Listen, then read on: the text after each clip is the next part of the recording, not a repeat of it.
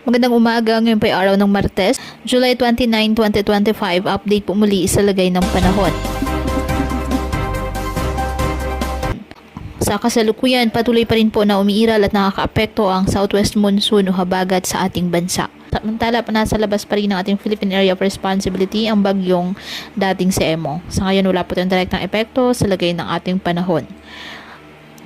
Dahil sa nasabing habagat, asahan ang occasional rains sa Ilocos Region, Batanes, Babuyan Islands, Abra, Benguet, Zambales at Bataan. Ang Metro Manila, Calabarzon, Occidental Mindoro, Oriental Mindoro, Marinduque, the rest of Cordillera Administrative Region, the rest of Cagayan Valley, and the rest of Central Luzon, asahan ang maulap na kalangitan na may kalat-kalat na pagulan at thunderstorms, dulot pa rin ng habagat. Bahagyang maulap hanggang sa maulap na kalangitan with isolated rain showers or thunderstorms naman ang asahan sa nalalabing bahagi ng ating bansa na dulot pa rin po ng habagat. Kaya pinapayuhan po ating mga kababayan na maging maingat at maging alerto at palaging pumuntabay sa iba pa nating weather updates at sa updates ng Pag-asa hinggil sa lagay ng panahon.